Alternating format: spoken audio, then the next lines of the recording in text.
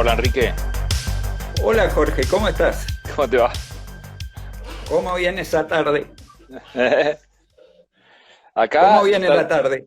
acá en San Martín de los Andes está muy frío y nevando por todas partes, no acá en la ciudad, pero están los caminos obstruidos y bueno, pero así son los inviernos. Acá en Corrientes, el día de hoy frío. Para los que somos los correntinos, que tenemos 4 meses de mucho calor y 8 de calor, 6 grados es bastante Sí, frío. yo estuve muchas Jorge, veces en Corrientes, sí. acá estamos con los amigos, queremos escucharte y tenemos la inquietud de saber ese libro que vos tradujiste. Queremos que nos cuentes algo, queremos saber por qué lo hiciste y qué es lo que contiene el libro. Bueno, rápidamente, yo había avanzado en las ideas de la libertad todo lo que pude y en un momento dado me topé, si ya había llegado a lo que yo pensé que ya no se podía llegar más adelante.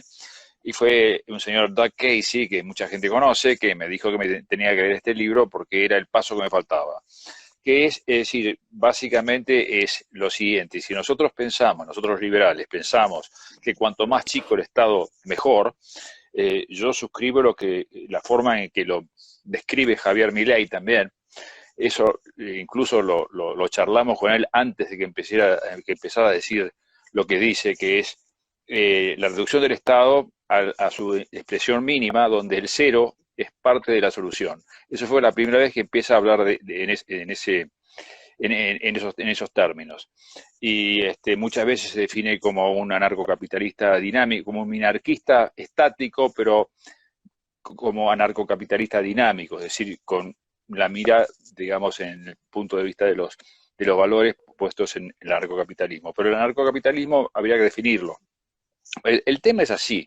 El libro, lo que aparece en el año 70, se publica en el año 70, es escrito en la segunda mitad de la década del 60 y es una tesis que quiere demostrar que una sociedad libre de gobierno basada en el mercado es posible.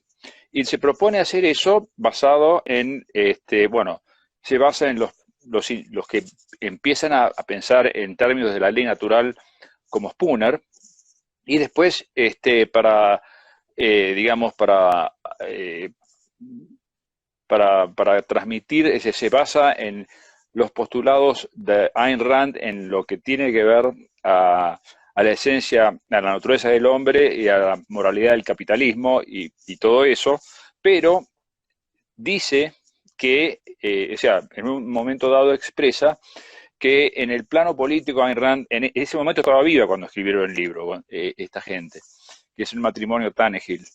Eh, Ellos adoptan, ahí siguen a Rothbard.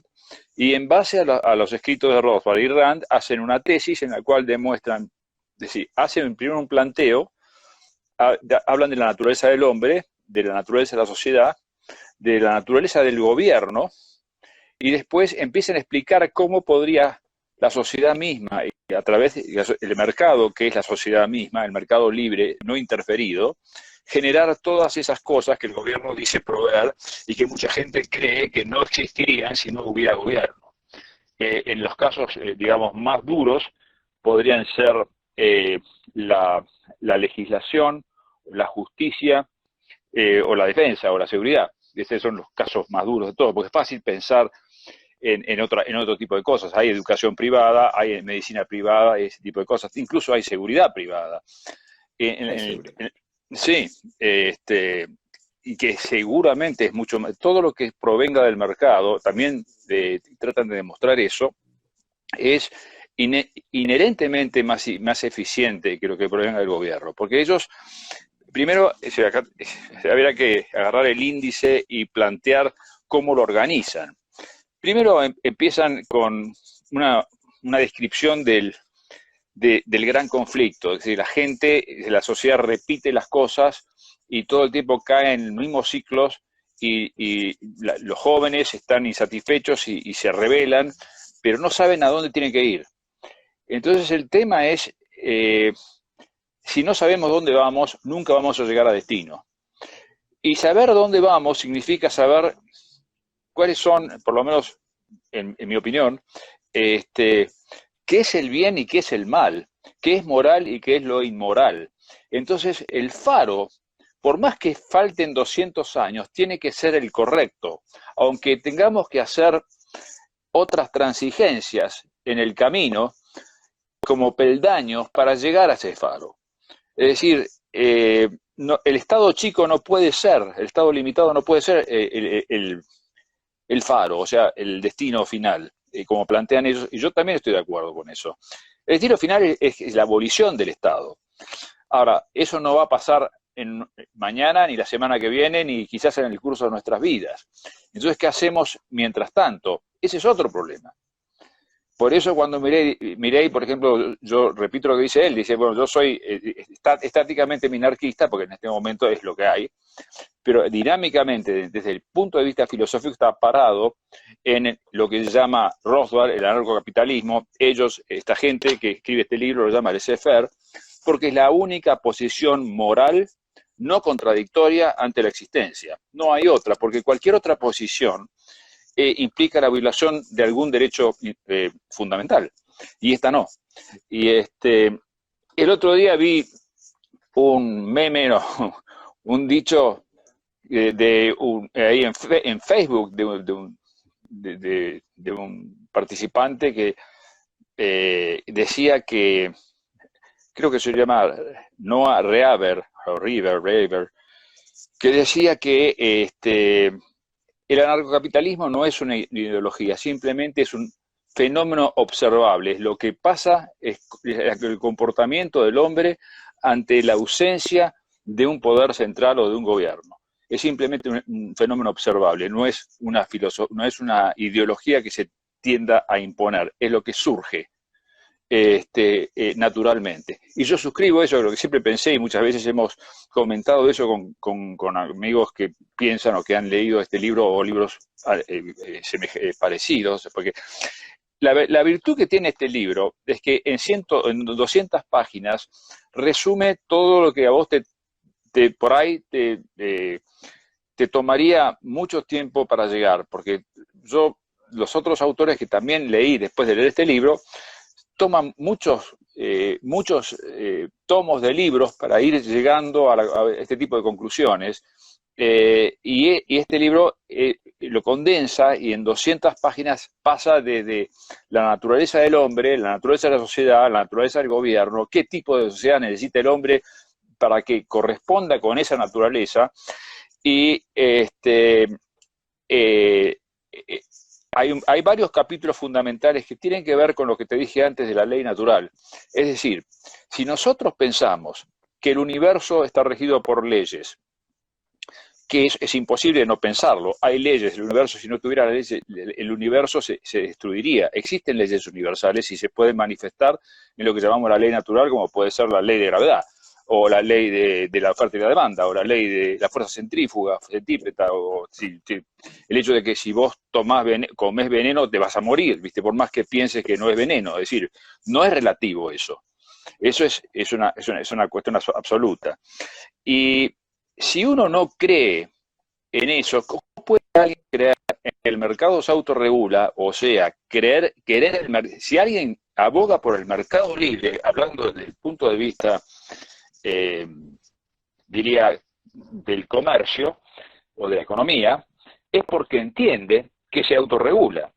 Si entiende que se autorregula, es porque entiende que existe una leyes del mercado que hacen que se autorregule. Ahora, ¿qué tiene de especial? Otros valores, como puede ser la justicia o la legislación o digamos, el arbitraje o la seguridad, ¿qué tiene de especial que no pueden ser también objetos de valor que se puedan comercializar en el mercado? Ya sabemos que también hay agencias de arbitraje a nivel internacional que arbitran cuestiones de ultramar, existen esas cosas. Y también eso tendría que ver con el tema de la legislación. Y hay agencias de seguridad. Sí. De Molinari lo demuestra muy bien con el tema Sí, de la seguridad, y sí, hace muchísimo tiempo, y mucho antes de que se empiece a hablar de anarcocapitalismo. sí, muchísimo antes, fue el primero que empieza por ese tema. Entonces, lo que hace el libro este es describir, es decir, ellos tratan de encontrar, evidentemente los autores tratan de encontrar una respuesta de mercado para cada problema que surge en la realidad, en vez de una respuesta coercitiva o basada en la violencia, que sería la respuesta del gobierno. No hay nada que haga el gobierno que no esté basado en la violencia, porque cualquier ley o cualquier impuesto está basado en una coerción. Y la coerción es violencia, porque yo no tengo la opción de decir que no. Y además, entonces, el libro lo que demuestra es primero la naturaleza del hombre, qué es el hombre, ¿no? Entonces, ¿por qué el hombre necesita, por qué existen los derechos naturales? También define lo que son los derechos naturales. El derecho es un principio moral que sanciona y define la libertad de acción de un hombre en un contexto social. Bueno, entonces, o sea, tiene que ver con con la acción del hombre, es un principio moral que define y sanciona la libertad de acción del hombre en un contexto social, o sea que tiene que ver con el hombre dentro de un contexto social, porque Robinson Crusoe solo, es decir, el derecho no tenía nadie que le impusiera una coerción ni ponérsela a ningún otro. Eh, entonces, plantea de entrada nomás, si no sabemos a dónde vamos, nunca vamos a llegar a destino. Después habla del hombre y la sociedad, donde plantea la naturaleza del hombre y qué es lo que necesita, qué tipo de sociedad necesita el hombre para planificarse. Porque el hombre para planificarse necesita tener libertad, para poder pensar y poder decidir, porque la forma del hombre de sobrevivir es como es un animal racional que no se basa en instintos, sino que está obligado a pensar y actuar para sustentarse y a cooperar con otros hombres, con división del trabajo. Pero fundamentalmente tiene que hacer alguna acción para sobrevivir, para lo cual tiene que pensar y tiene que usar su mente. Y para poder pensar y tomar buenas decisiones tiene que tener la libertad de poder pensar y no estar bajo coacción de otro hombre. Y él no puede, y ningún otro hombre puede pensar por él para sustentar su propia vida. Eso sería la base fundamental de todo, y ahí se deriva todo lo demás. Y acá en el libro hay algunos capítulos que son los capítulos troncales, que serían el hombre y la sociedad, donde habla de la naturaleza del hombre y la sociedad que necesita el hombre para planificarse. Habla del mercado que se autorregula, el mercado se autorregula. Ahí expresa y explica profundamente la naturaleza del mercado, por qué se autorregula y por qué el mercado es una manifestación o es una parte de la ley natural. Después pasa a la definición del gobierno. Y entonces ahí tenés, yo lo puedo leer, pero la definición en qué consiste un gobierno, qué es un gobierno y qué no es un gobierno, en el capítulo 4. A ver si lo encuentro acá.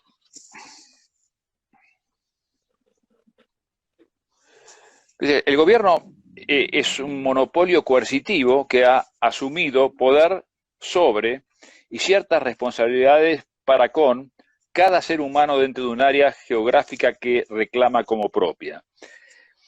Un monopolio coercitivo es una institución mantenida por la amenaza y o el uso de la fuerza física, la iniciación de la fuerza, para impedir que competidores. Un monopolio coercitivo también puede usar la fuerza física para obligar la lealtad del cliente, como por ejemplo una organización criminal que exige dinero a cambio de protección. Bueno, el gobierno tiene posesión y control exclusivos dentro del área geográfica de cualquiera de las funciones que es capaz de relegar para sí, y mantiene ese control por la fuerza de sus leyes y sus armas, tanto contra otros gobiernos como contra cualquiera de los individuos privados que puedan objetar su dominación. En la medida que controla cualquier función o bien prohíbe la competencia, como la entrega en el caso de Estados Unidos de correo de primera clase, o la permite solo en una base limitada, obliga a sus ciudadanos, o sea, clientes, entre comillas, por fuerza de ley, a comprar los servicios del gobierno o, si no lo desean, a pagar por ellos de todos modos. Después hay una serie más de definiciones, pero básicamente es un monopolio coercitivo que impide toda competencia, que reclama una jurisdicción, y ahí tenemos el concepto de jurisdicción, donde dice tener autoridad y donde impone leyes y impide competencia en ciertos aspectos como es la legislación, la justicia y otras cosas más, la defensa, la seguridad, y bueno, y los gobiernos actualmente se atribuyen también la educación, y bueno, la educación permiten la competencia, pero no la permiten así nomás, porque hay un ministerio central que dice que establece cómo tiene que ser la educación. Entonces, después también, después el otro capítulo troncal es la legislación y la ley objetiva, que es el capítulo 12. Ese también se basa en el entendimiento de la ley natural. Es decir, es importante la comprensión de la existencia de la ley natural, que es qué es y lo que significa. Es decir, las leyes naturales son las únicas leyes que existen. No pueden ser promulgadas ni pueden ser derogadas y funcionan todo el tiempo. No pueden dejar de funcionar. Y no hay una contradicción, o sea, no hay una dicotomía entre lo moral y lo práctico. Es decir, si es moral, funciona, y si es inmoral, no funciona. Y entonces, por eso estamos permanentemente en una situación de repetición de los mismos problemas que tenemos, por más que querramos cambiar la realidad. El mundo se dirige cada vez más a una situación de crisis tras otra crisis, porque hay un punto en que los hombres creen que tienen que estar gobernados por otros hombres. Y eso es lo que este libro demuestra que no es así. Entonces incurre en temas como, bueno, después hay un capítulo muy importante que es el capítulo 6, que se titula La propiedad, la gran solución para los problemas. Cuando uno se imagina situaciones de hechos, ¿no?, específicos ¿qué pasaría si un tipo hiciera tal cosa? ¿Quién protegería? Es decir, normalmente la gente, cuando hace esas hipótesis, las coloca en un contexto de la sociedad que conocen hoy, y no en el contexto de una sociedad privada, que es la que sería una sociedad con ausencia de gobierno. En una sociedad sin gobierno no habría lugares públicos, o habría lugares para el público, pero no habría lugares que son propiedad del gobierno, propiedad pública, sino que tendrían dueños privados, que podría ser una persona o varias personas.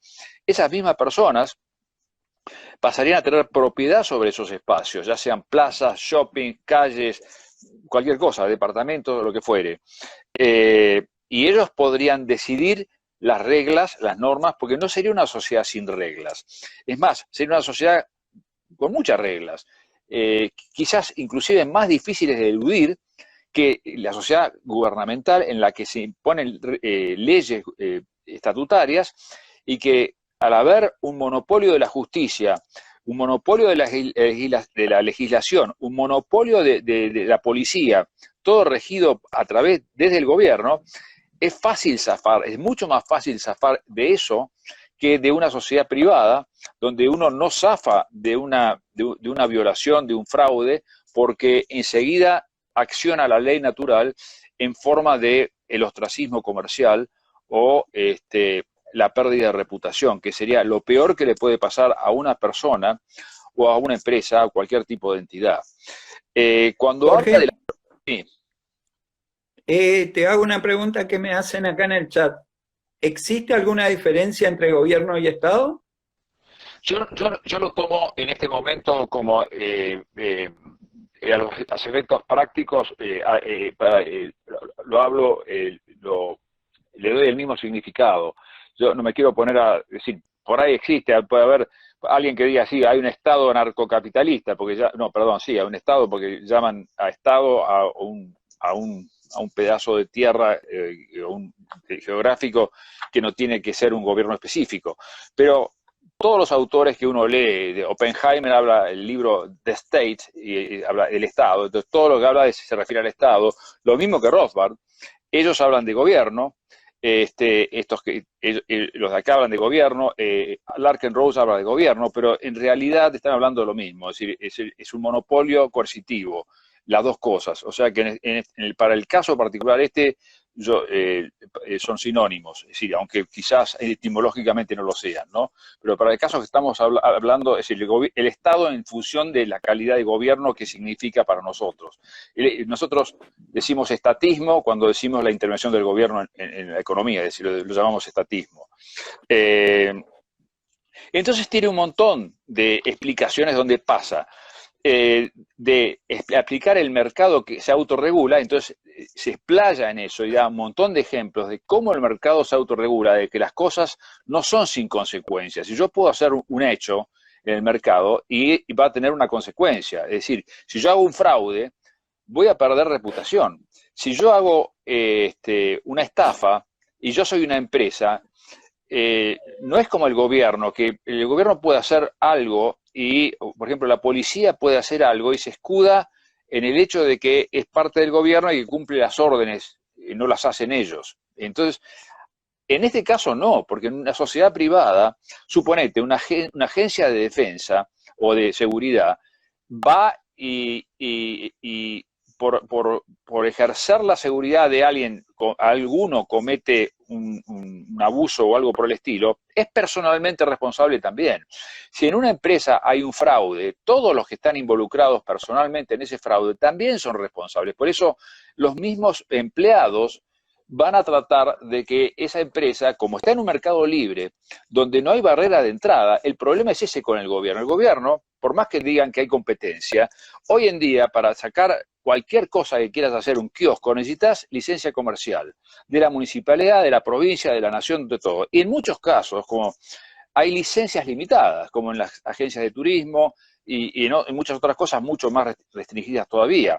Eso generan monopolios inmediatamente, o oligopolios que manejan el mercado. Y eso está decidido por un burócrata que se le ocurre simplemente decir más de 100 agencias de este tipo no puede haber, o más de 1000, por una cuestión antojadiza o porque escucha a los que están en el gremio ese que le están pidiendo ese tipo de favores o algo por el estilo. Entonces, en una sociedad libre eso no pasaría. En una sociedad libre cualquiera no habría ningún impedimento para que alguien entre a esa sociedad libre. Por lo tanto, esa creencia que una ausencia de gobierno daría lugar a monopolio es un mito que es absolutamente contrario a lo que es la realidad. Es decir, justamente el gobierno es el que crea. Primero, el gobierno ya mismo es un monopolio. Es un monopolio de la violencia. Incluso en lugares, ahora Bernie estaba diciendo que quería su propósito es desarmar a toda la población. Entonces los únicos que van a tener armas son los del gobierno y los delincuentes, porque los delincuentes no se les llevan el apunte a las leyes del gobierno. Pero en una sociedad abierta, si yo tengo ganancia porque invento algo o aparezco con un negocio nuevo y tengo una ganancia importante, un margen, alguien va a querer, estoy dando una señal al mercado que es que mi actividad genera ganancias y enseguida va a pasar un tiempo donde yo voy a poder beneficiarme de ser el primero, pero voy a tener competencia. Me pasó a mí en lo personal, eso me ha pasado muchas veces. Y yo nunca tuve la suerte de tener una licencia exclusiva para hacer algo. Y entonces entonces la única forma de mantenerse adelante, digamos, hombre de negocios, ese empresario, es mantenerse produciendo, es un héroe, porque tendría que seguir produciendo el mejor producto al mejor precio, satisfaciendo a sus clientes mejor que los competidores y mantenerse en esa postura, lo cual es muy difícil. Y si así fuera, no sería sería bueno y no malo, porque no es un monopolio basado en el impedimento de que entren otros, que es lo que es realmente el monopolio. Y eso sucede solamente con la existencia del gobierno. Después, todo eso está muy bien explicado acá. Bueno, después está la propiedad, la gran solución para los problemas es también una parte fundamental de la comprensión de cómo funcionaría, porque las cosas tendrían dueño. Y entonces los dueños tendrían la tendencia o el interés de que esas cosas no se degraden o que se mejoren o preservarlas o digamos, aplicarlas al uso más productivo que puedan tener.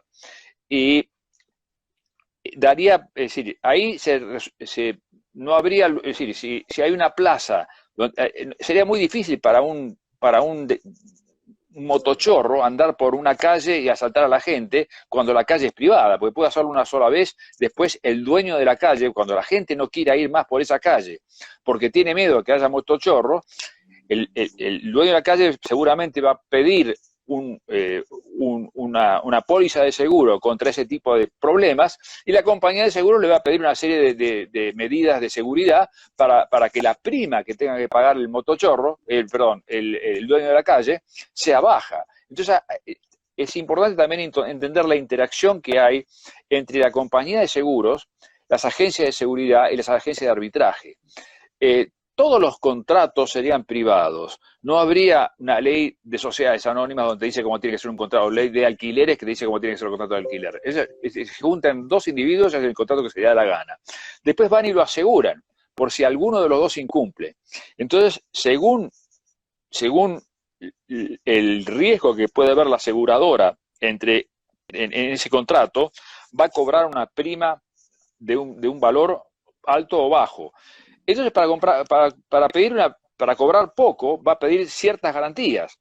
Le va a pedir a las dos partes ciertas garantías. Entonces, las dos partes se van a procurar tener las garantías y no defraudar a la compañía de seguros, porque si no, la compañía de seguros no le va a tomar más el seguro y las otras tampoco, porque ese tipo de información se difunde inmediatamente en un mercado libre.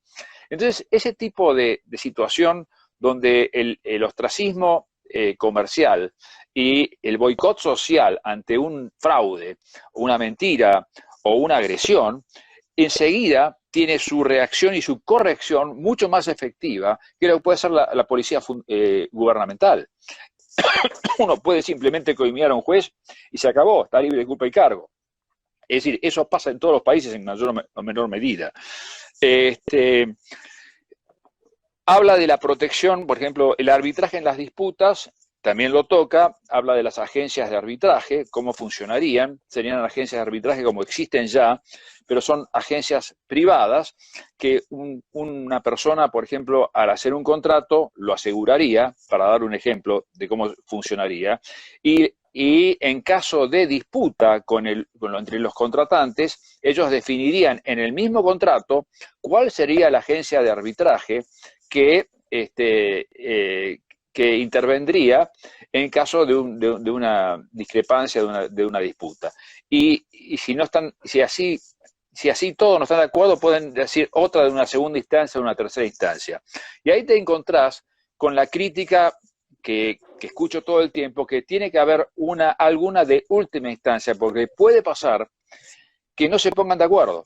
O sea, o que no se pongan de acuerdo en la misma agencia de arbitrajes o que lleguen a un punto de desacuerdo en donde no hay un solo organismo de justicia, sino que hay varios.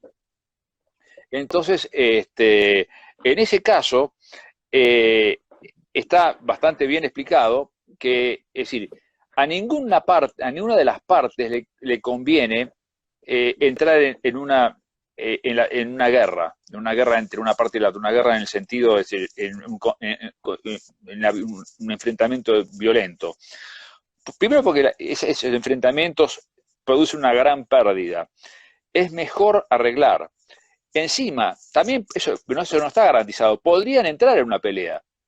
Pero si entran en una pelea, ellos mismos van a perder la reputación en un futuro cuando quieran seguir haciendo negocios, no solamente las empresas que tengan esa disputa, sino los integrantes personalmente de esas empresas van a tener muchos inconvenientes en poder seguir haciendo negocios con otros si son gente que es vista como gente violenta o como gente que genera problemas o disputas.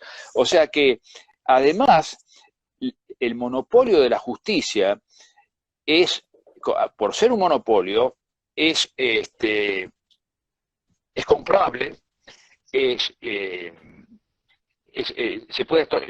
extorsionable y es sobornable, o sea, y es arbitrario. No es, en cambio, cuando vos tenés, y el monopolio de la justicia significa que la gente tiene que pagar algún impuesto o algo para sostenerlo. Entonces ahí tenés otra vez el monopolio coercitivo y tenés otra vez la violación de derechos individuales. Cuando vos tenés una serie de agencias de arbitraje en competencia en un mercado libre, vas a tener un montón de agencias de las cuales podés elegir. Y ellas, para mantenerse en el mercado, van a tener que procurar ser lo más justa posible y demostrar la mejor excelencia posible, y probablemente haya especializaciones, algunas que se especialicen en ciertos rubros y otras en otros, y en la medida, porque la gente va a contratarlas voluntariamente, no coercitivamente. En la medida que pierdan reputación, se pierden los clientes y se perjudica la agencia y los integrantes de esa misma agencia. Y entonces, eso, es decir, el hecho del mercado libre y de la propiedad privada hace que ese tipo de situación se repita en todos los aspectos. En el caso de las agencias, en el capítulo del arbitraje de la disputa está bien explicado. Después, en el capítulo 8, la protección de la vida y la propiedad, habla de las agencias de seguridad, que también tienen una correlación con las agencias de seguros y con las agencias de arbitraje. Es decir, todos van a pedir seguridad de algún tipo.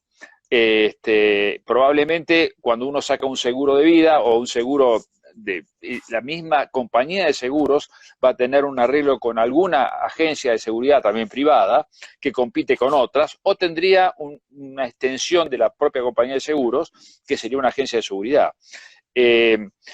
Acá explica por qué pensar que la seguridad o el poder de policía lo tiene que tener un gobierno es un non sequitur. Uno tiene derecho a defender su propia vida, uno tiene derecho a la violencia en forma de represalia, si no tiene derecho a iniciar la violencia ni la fuerza, pero sí tiene derecho a defenderse, y tiene derecho a defenderse personalmente o a contratar a otro para que lo defienda, y ahí es donde aparecen las agencias de seguridad. No hay ninguna forma de refutar eso es totalmente moral, y es lo que tiene que ser. Y entonces eso está muy bien explicado acá, y después habla de la rectificación de la injusticia, es decir, también explica que en un sistema de mercado, cuando se produce una injusticia del tipo que sea, lo que aparece es una pérdida de valor para la persona que está perjudicada. Es decir, te hago algo a vos que te perjudica, del tipo que sea, ya sea un fraude o un daño físico, entonces vos sufrís una pérdida. Entonces, lo que yo tengo que hacer es reparar, es decir, es rectificar la injusticia, reparar la pérdida.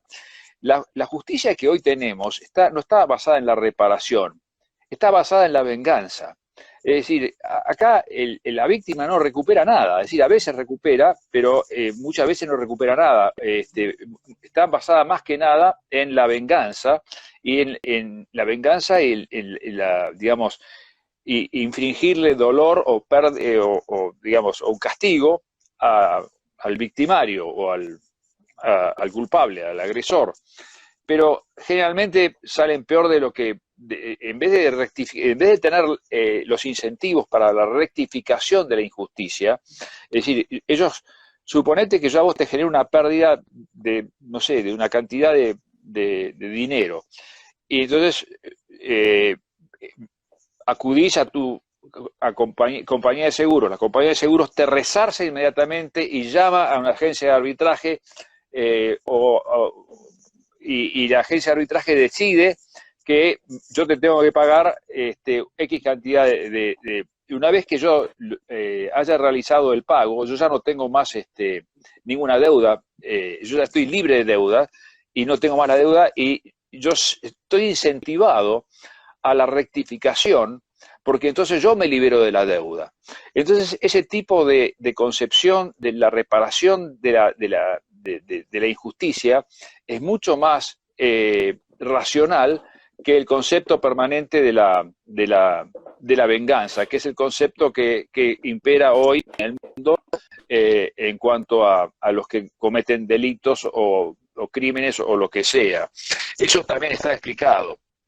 Después hay otro tema que también incurren, que es, muchos plantean, no, pero bueno, si hay agencias de defensa, esas agencias de defensa van a tener armas y entonces se pueden juntar y pueden formar un gobierno, ¿no? Y pueden transformarse en peligrosas porque pueden guerrear entre ellas o pueden someter a la gente porque tienen armas o porque tienen poder o porque tienen lo que sea.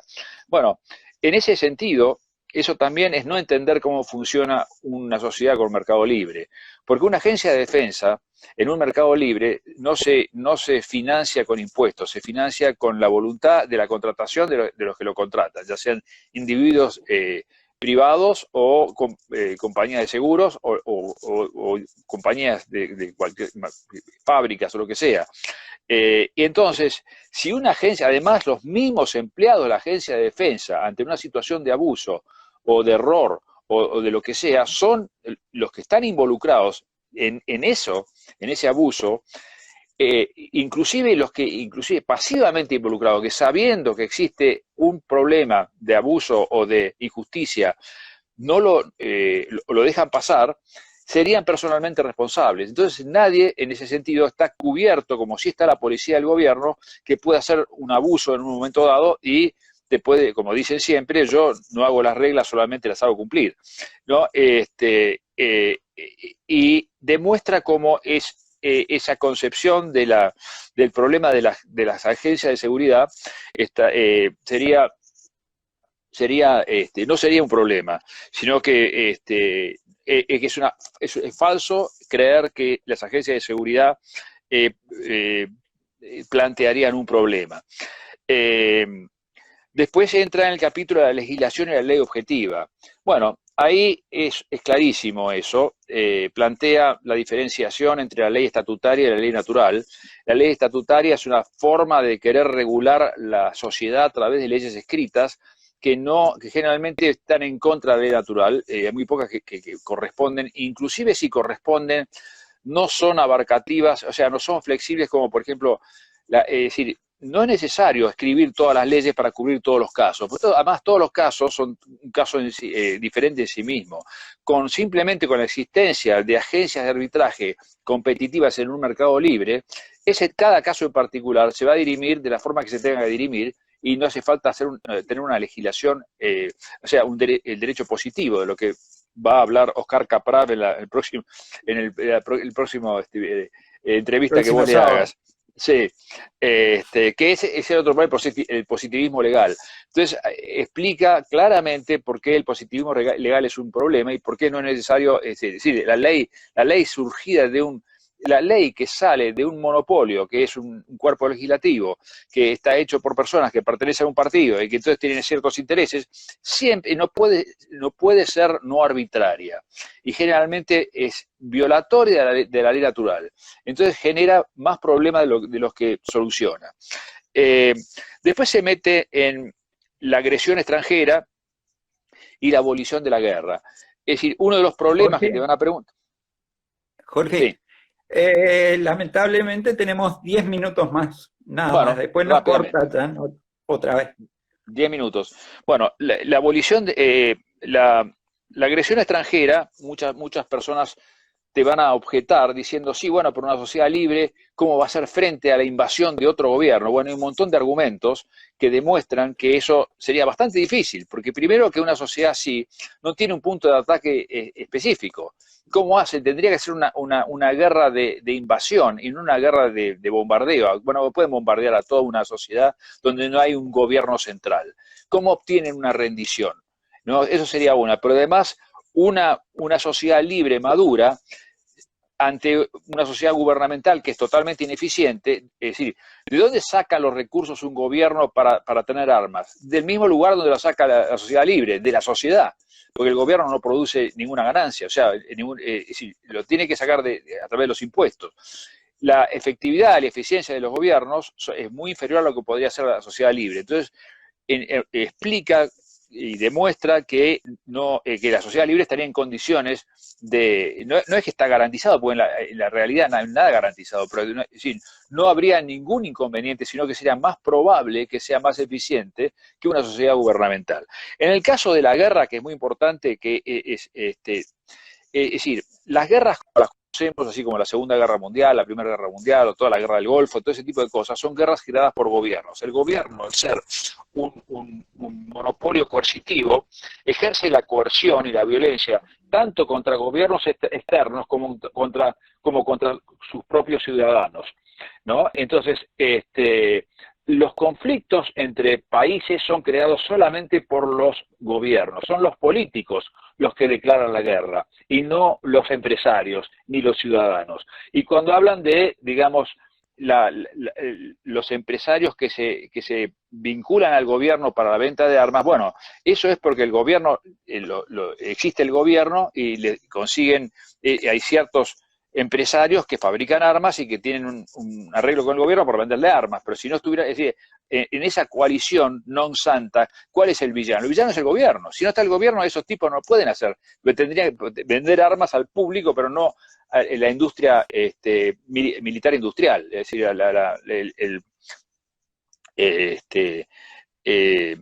la alianza militar industrial.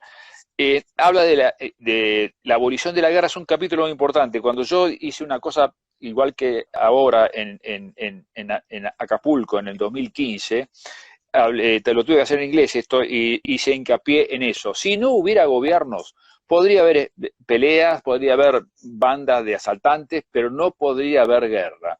Tan solo por eso solamente es importante para mí prestar atención a este tipo de conceptos, porque imagínate vos un mundo sin que no haya más guerras. Eso sería una diferencia muy grande que con un mundo donde hay misiles por todos lados como hay ahora. Y después la última parte del libro habla de cómo se llega a eso. Bueno, entonces hay varias formas, es decir, hay varias hipótesis. Hay gente que dice, bueno, hagamos una revolución, pero la revolución armada implica un líder. Y entonces lo que va a pasar, es lo que pasa siempre, es decir, voltean a un gobierno y se ponen ellos y hacen un nuevo gobierno. Entonces al final ese tipo no es la única forma de llegar a donde se tiene que llegar es con las ideas. Por eso es cuando yo empecé diciendo, si no sabemos dónde vamos, nunca vamos a llegar a destino.